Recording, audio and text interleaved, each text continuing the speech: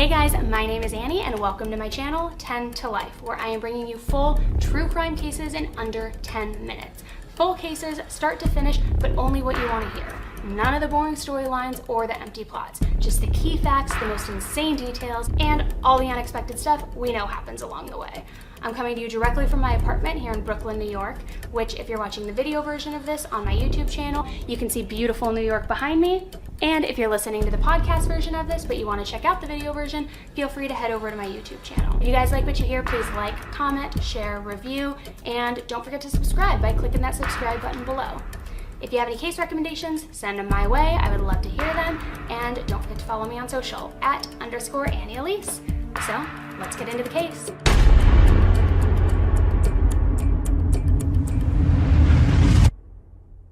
Hey guys, welcome back. So today I'm going to be sharing with you a brand new update that literally just came in minutes ago regarding the Lori Vallow and Chad Daybell case. We're going to be talking about updates now that have happened with not only Lori's case, but also updates with Chad's case. So let's jump right in. On Monday, yesterday, police returned to Chad's property and did another complete search on his property. They were seen going in and out of the house, going into some of the other buildings that are on his property, and they had their cameras with them and they were taking pictures of everything in the outside area. And as a reminder, Chad Daybell was arrested earlier this month when police conducted a search on his property and they found the remains of 7-year-old JJ and 17-year-old Tylee. Tylee's body was burned and dismembered, and JJ's body was wrapped in plastic and surrounded with duct tape. I mean, just really horrific. The cause of death for the two still hasn't been released. However, there was additional testing ordered by the forensic pathologist, and those results are expected to come back within a few weeks. So great, Chad's property was searched again yesterday. Who knows if they found anything new? Hopefully they did, because we want, of course, these charges to just stack up against these people. But here's where the new information comes in for Chad and for Lori. Late last night, prosecutors filed 2 more felony charges against Lori. And these 2 felony charges are conspiracy to commit alteration, concealment,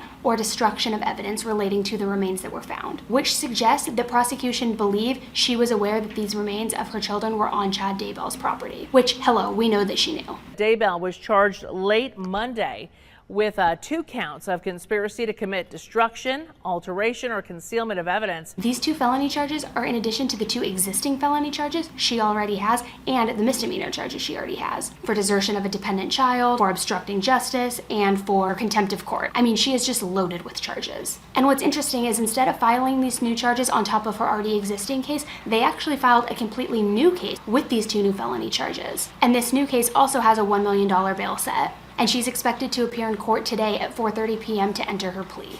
Now, as a reminder, Chad's initial preliminary hearing was scheduled for July 1st, which is tomorrow, and hers was scheduled for July 8th and 9th.